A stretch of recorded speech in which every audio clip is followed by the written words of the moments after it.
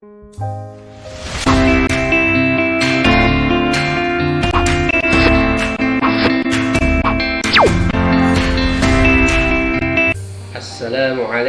warahmatullahi wabarakatuh. Salam sejahtera teruntuk kita semua.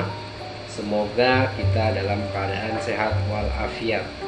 Anak-anak Indonesia dimanapun kalian berada, berjumpa kembali bersama saya Pak Umar Wira Hadikusuma dalam video pembelajaran kelas 5 tema 6 subtema 2 muatan pelajaran bahasa Indonesia dan IPS. Baiklah anak-anak, sekarang kita belajar muatan pelajaran bahasa Indonesia. Menjelaskan isi teks media cetak melalui pokok pikiran. Pokok pikiran terdapat dalam setiap paragraf pada teks yang disajikan. Umumnya, pokok pikiran di dalam suatu paragraf terkandung dalam kalimat pokok atau kalimat utama yang berada di awal paragraf.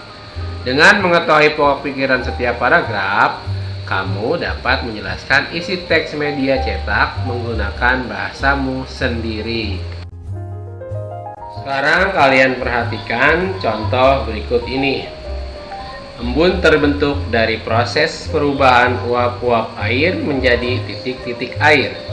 Proses terbentuknya embun ini biasanya terjadi pada malam hari saat suhu udara cukup dingin. Saat udara dingin, udara tidak mampu menampung uap air dalam jumlah yang banyak. Lalu uap air yang tidak mampu ditampung itulah yang kemudian berubah menjadi titik-titik air atau embun.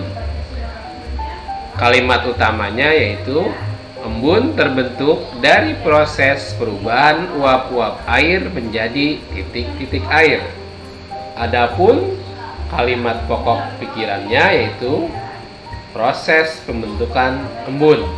Jadi pokok pikirannya yaitu proses pembentukan embun.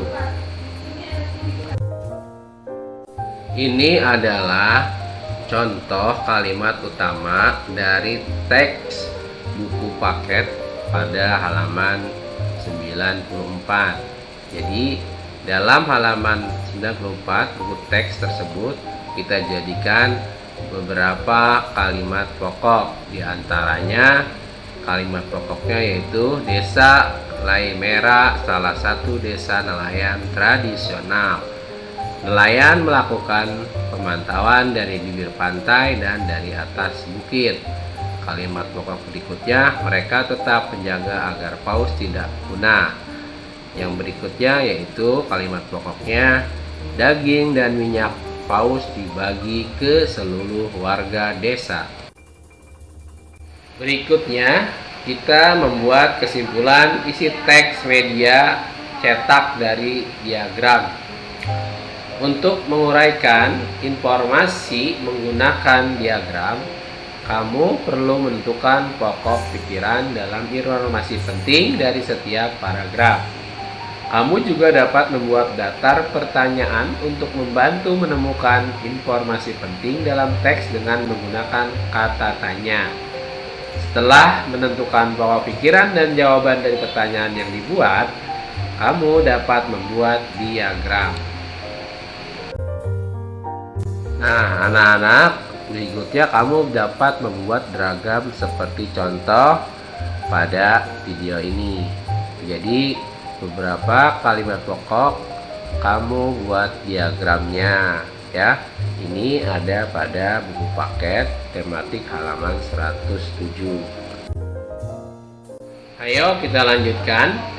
Untuk membuat kesimpulan isi teks media cetak berdasarkan diagram 2, yang pertama itu kalian agar dapat membuat kesimpulan, kita harus memahami informasi penting yang terkandung di dalam teks tersebut.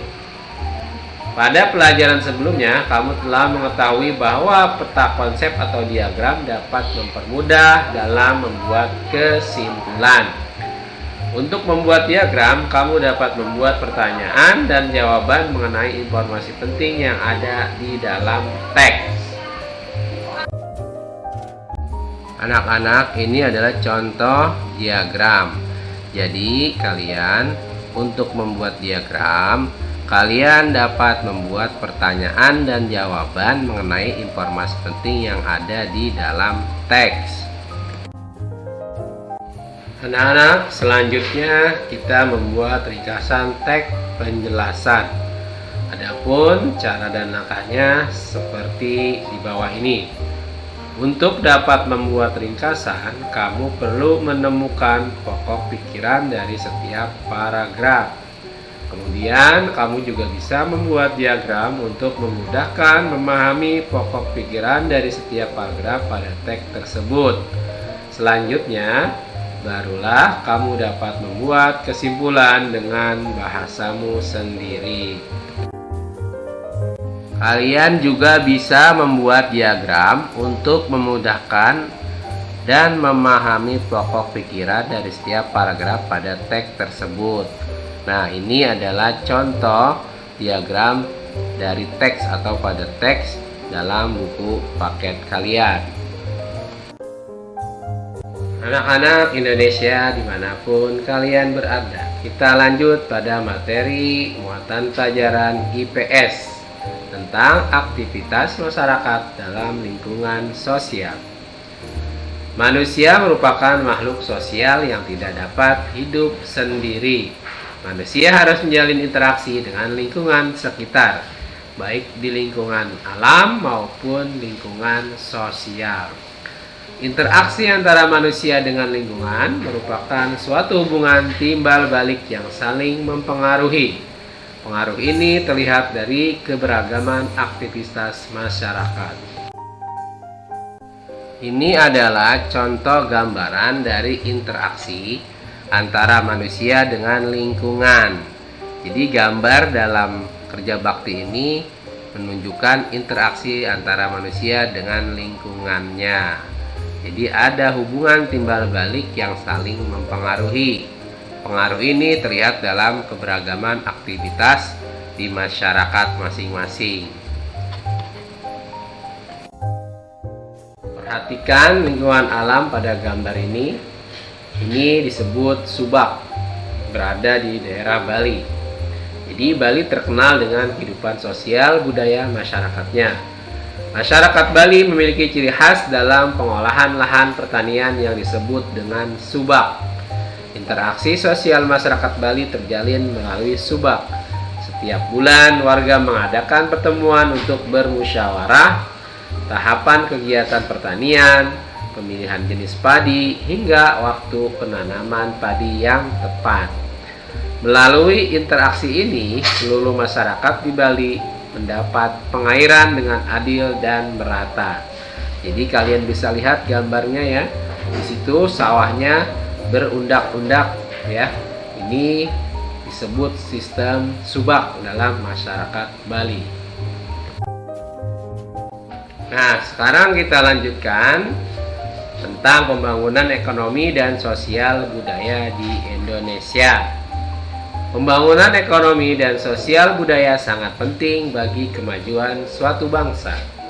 Salah satu faktornya adalah adanya interaksi antar individu atau kelompok di dalam suatu lingkungan. Setiap individu atau kelompok tersebut memiliki peran masing-masing. Demikianlah pelajaran kita hari ini. Anak-anak, sampai berjumpa kembali dengan Pak Umar. Salam sehat selalu dan Bapak akhiri. Wassalamualaikum warahmatullahi wabarakatuh.